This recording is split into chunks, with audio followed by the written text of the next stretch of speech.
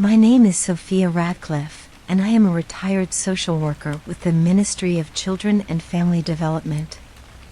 I am only writing this because I am no longer working with the ministry and have no obligations to keep my personal experiences to myself. However, I will not use real names to protect the identity of the survivors.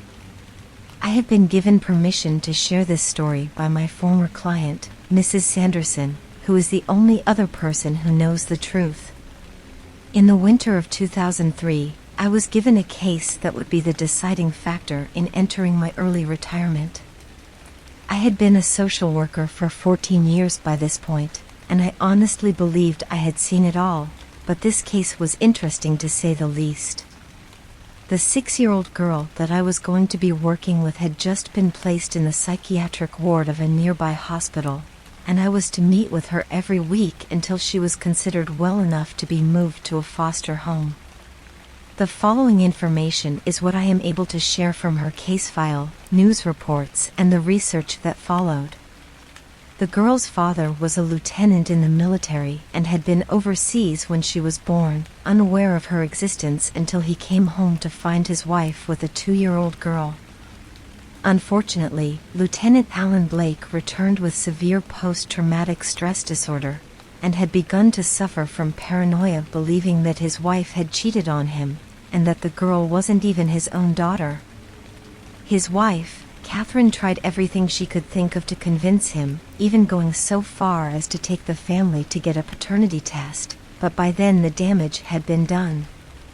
In his attempts to overlook his crumbling mental health, Alan took to heavy drinking and pushed himself away from his family, occasionally interacting with his wife, though he ignored the girl completely. According to their family doctor, Catherine regularly brought her daughter in for checkups, and he had suspected that she was being abused. However, with the mother saying everything was all right, and having no proof that the bruises were anything other than playtime injuries, the doctors kept quiet and decided to simply keep an eye on them. I remember hearing the news story just a few nights before, on Christmas Eve, about a man who had attacked his wife and daughter with the knife they had used to carve the turkey. A neighbor reported that he had been watching for his brother and sister-in-law to come for dinner, and noticed that the power in the Blake home suddenly went out, and that the only source of light was from the fireplace in the living room. Wanting to be helpful, the neighbor headed over with a couple flashlights and candles, but stopped when he saw a strange-looking man in a suit standing in the living room with Catherine, who was holding the poker to the fireplace while covered in blood. Horrified, he ran back to his home and called the police. When police arrived at the scene, Alan was dead, having been beaten to death with the poker, and Catherine herself was bleeding out, with over 20 cuts on her body, screaming about a thin man that had broken into her home before she died of a sudden heart attack. The girl seemed to be unharmed, though highly disturbed by the events, and was brought to the hospital for further monitoring, just in case. Though as it turned out, the girl had her share of trauma, screaming whenever she saw a reflective surface, screaming about the same thin man that had terrified her mother. 9 years passed, and the girl, named Kenna, had long been released and sent all kinds of homes in an attempt to find a family that could help her with her unusual symptoms. She had been diagnosed with paranoia and schizophrenia, and was still unable to bear looking in the mirror for fear of seeing the figure that had haunted her since her parents' deaths. I remember one day when she told me that if she did look in the mirror long enough, she could hear him whispering to her, though when I asked what he was saying, she refused to say another word. It was on Kenna's 15th birthday that I told her I found a family that was willing to take her in and help her keep healthy. I had been visiting with them for weeks, scheduled and unscheduled, so that I could see them at their best as well as their worst, and was confident I had found a good fit. Mrs. Sanderson had a well-kept home, a 19-year-old daughter named Gwen, and 2 sons, Heath and Paul, aged 17 and 16 respectively. The family was fully prepared for her, adding another bed to Gwen's room and clearing the one side of posters and belongings so that Kenna could have her own space. To my pleasant surprise, they had even gone so far as to install small curtains over all of the mirrors in the house, so they could be easily covered when they were not in use, to minimize the chances of her having a breakdown. After her birthday lunch, I took Kenna to the Sandersons' place, made sure she had all her things, there wasn't much, and reminded her to make sure she took her medication. We sat and talked with her new foster mother and siblings, as it was a Sunday afternoon and most of them were home. They all seemed to hit it off well, and I took my leave once Kenna told me she had unpacked. I told her I would continue visiting for a while until I knew for sure whether it was going to work or not, and that I would be in touch. After 4 months, I closed her file. Everyone makes mistakes, and after reading Kenna's diary that was recovered, I know just how wrong I was. These are just a few of the entries, though almost every day was disturbing to read. February 23, 2012. Dear Diary, I'm starting to think Ms. Radcliffe made a mistake when she left me here. Mrs. Sanderson is okay, I guess, but Heath and Paul are horrible, and I'm not even sure Gwen is human. How can someone be such a nightmare? She wouldn't stop complaining that she had to cover her mirror with ugly curtains, and she's refusing to leave it covered. It points right at my bed, and I saw him again, hovering over me, watching me with his empty face. I screamed, I couldn't help it. All she did was call her brothers in so they could all laugh at me. I hate them. I'm just glad they haven't found you. Love, Kenna. March 17, 2012. Dear Diary, while Mrs. Sanderson was out today, Heath and Paul jumped out at me, dressed like what they think the thin man looks like. I shouldn't have told them anything. Gwen thought it was hilarious, of course, and took it one step further. She made them hold me down while she sat on me, she's really heavy, and made me look in her handheld mirror for 10 whole minutes before they got bored and wandered off. He's getting closer. I wonder what's going to happen if he catches me. I don't know, but at this rate it would probably be better than staying here. Love, Kenna. April 30th, 2012. Dear Diary, I had that dream again, about the night my parents died, and when I first saw the thin man. I was looking at the ornaments on the tree, the pretty red ones that were my favorite, and I saw Daddy standing there with the knife looking at Mom, the thin man standing behind him, saying something in his ear. I can see Mom grab the poker and force it through Daddy's head, and keep beating him until there was only chunks left. She told me it would be okay, that I wouldn't hurt anymore. I think that's when she saw the thin man, watching her, with those long, black wisps coming off his back and picking up the knife. I saw him cut her up, but I couldn't turn around. I could only see it through the reflection in the ornament. That's when the police show up and take me to their car, where I stay sitting by myself until the big black bags Mom and Daddy are in come out on the stretchers. In the dream I'm looking through the rearview mirror, and the thin man is looking back. Why won't that dream stop? I don't want to think about it anymore. I'm going to go downstairs and get some water. Good night. Love, Kenna. May 3rd, 2012. Dear Diary, it's been 3 days since Mrs. Sanderson said I'm doing well enough that she thinks it's time to take the curtains down. There must be a mirror in every room now, and whenever I walk by I can see him. I've been trying to cover them back up, but whenever I get close enough I see him waiting for me. I'm scared that if I don't cover them again he'll find me. I'm going to go try again. Wish me luck. Love, Kenna. May 4th, 2012. Dear Diary, I hate them. I hate them all. If Mrs. Sanderson didn't get rid of those stupid curtains, this wouldn't have happened. Yesterday Gwen said she was sorry, and that she was only mad that she had to share her room. She told Heath and Paul to help her get rid of the mirrors. They went to all the rooms and pulled them all down so I didn't have to, and put them in the basement. My medication makes me a really heavy sleeper, and I guess she noticed because I woke up to find the mirrors covered with all the mirrors in the house. They even put one on the back of the door so I wouldn't come out. They were everywhere. Everywhere. He doesn't have eyes, but I know he was looking at me. He was looking and coming closer, and he was right in front of me. I could hear him just like I did before, but he's wrong. I couldn't do anything like that. I'm not like my parents. When Mrs. Sanderson came home, she heard me screaming and I got in trouble. She yelled at me. She hit me. She told me I was being childish and needed to grow up and stop pretending there was a monster in the mirror. I hate them, but I can't do it. I can't. I can't. I can't.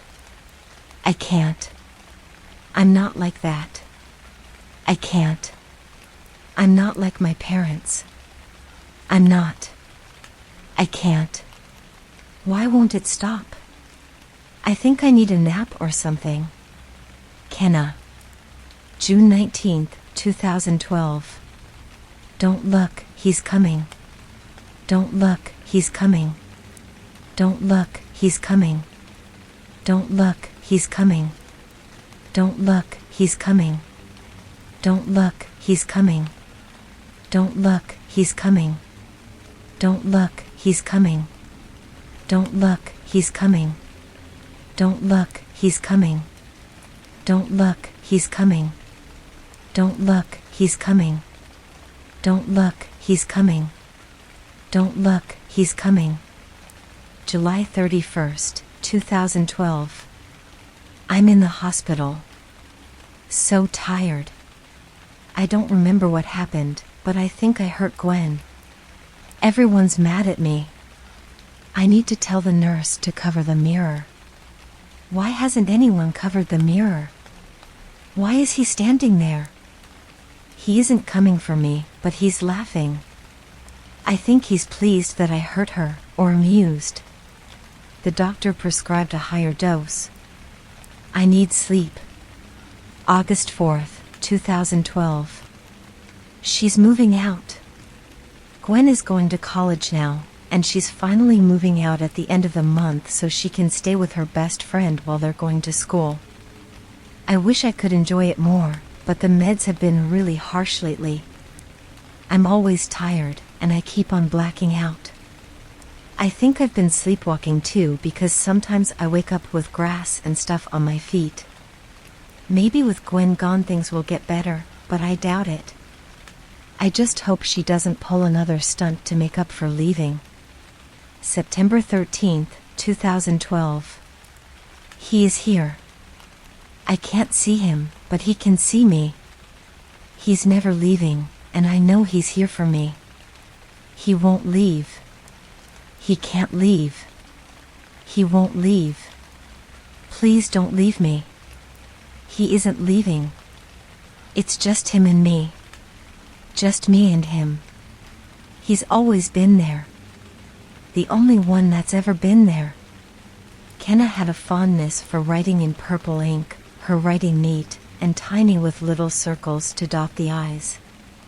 It was a normal girl's diary, except that no one saw her as a normal girl. Her classmates saw her as the crazy girl who saw weird things and screamed at her own reflection, the girl with no real family or friends, except maybe me, but I left her. While the whole diary itself was difficult for me to read, it was the last entry that I found most unnerving. Spread across 2 pages, and, so far as the police have told me, written in the blood of her foster family. October 26th, 2012. Happy birthday to me. Happy birthday to me. Happy birthday, dear Kenna. It's just what I've always wanted. Mrs. Sanderson was the only survivor, having been found in critical condition on the kitchen floor. She was interviewed as soon as she was stable and had the ability to talk about what happened. The following is the conversation between Mrs. Sanderson and Constable Wilder about the events of October 26th. Mrs. Sanderson, I was making a special dinner because my Gwen was coming home for the weekend, and I wanted her to feel like she never left. Heath and Paul were upstairs playing their video games and Kenna was in the living room doing some cleaning to get ready. I kept on hearing her talking to herself. Well, I should say, I heard her talking to her mirror. Constable Wilder, I'm sorry, I thought you said she was afraid of mirrors. Mrs. Sanderson, she was, for most of the time she was with us, but she had a turnaround after a recent hospital stay. She seemed to find comfort in the mirrors after that, and carried a compact mirror around with her wherever she went. Her teachers were concerned because she had started talking to it at school. Constable Wilder, and what kinds of things did she talk about? Mrs. Sanderson, it varied, actually. She would sometimes tell it to be quiet, get into an argument, or sometimes she would whisper to it about not wanting to hurt, or not wanting to hurt someone. Constable Wilder, and you didn't think to inform her doctor? Mrs. Sanderson, the doctor said that her confronting the mirror was an improvement and didn't seem overly disturbed by anything. He just told us that increasing the medication a little would keep her calm and she would get over everything. Constable Wilder, I see. Please continue. Mrs. Sanderson, right. While I was chopping the vegetables, I heard Kenna scream and loud crash from the other room. When I went to find out what had happened, I saw her sitting on the floor, with pieces of my grandmother's antique mirror all over the place. She had a few shards caught in her hair, and sticking out of the skin on her face and arms. There were also some minor cuts on her clothes, but jeans are pretty hardy and that black turtleneck of hers is fairly thick, so I imagine the pieces just got stuck. Anyways, the mirror looked like it had exploded somehow. Constable Wilder, any ideas on how that could have happened? Did Kenna say anything about it? Mrs. Sanderson, no, not about the mirror. All she said was that she heard something buzzing and it wasn't stopping, but I couldn't hear anything. I thought it might have been a result of some head trauma because of the mirror, so I just took her to the kitchen where I could keep an eye on her and called the ambulance. Constable Wilder, all right, what happened next?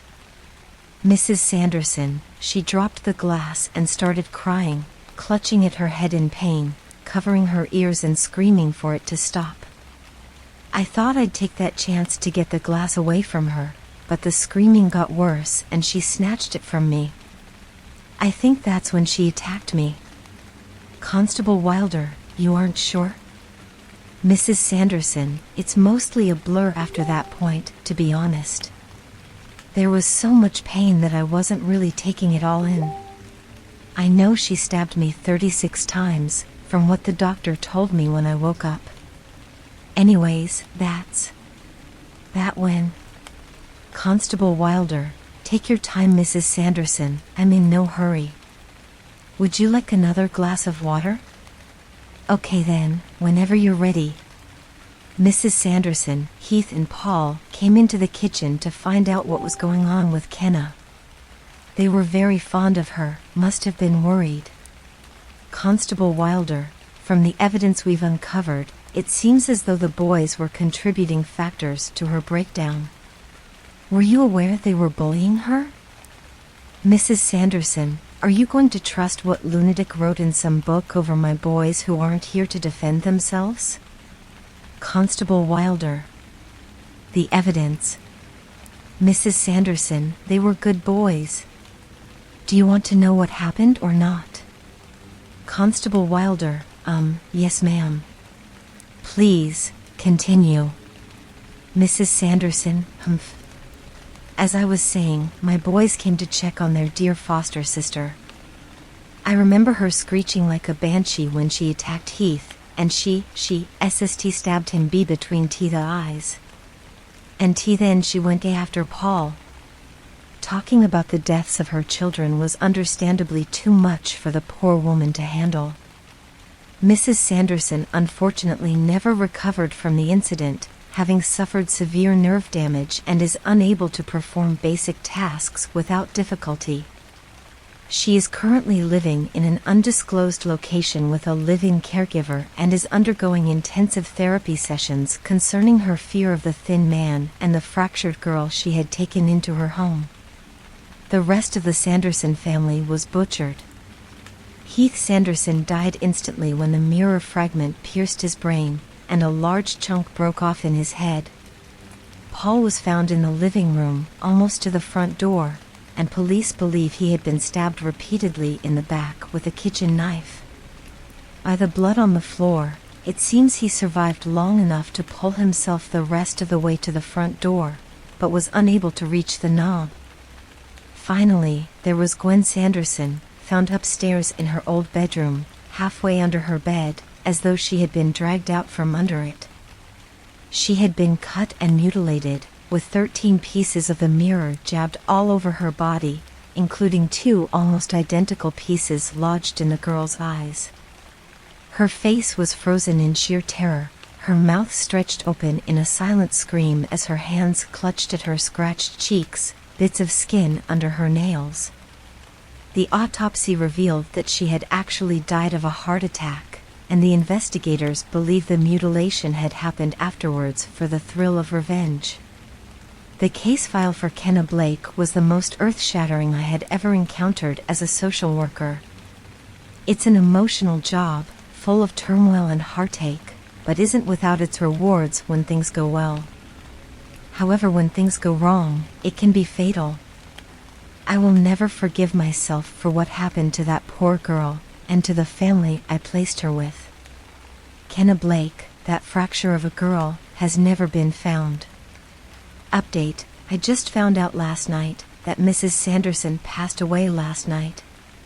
She was found sitting at her vanity, head resting on her folded arms as though she were sleeping. They're saying she died of a heart attack, but that doesn't explain why the mirror on the vanity had been smashed in, or why they found traces of the glass in her eyes.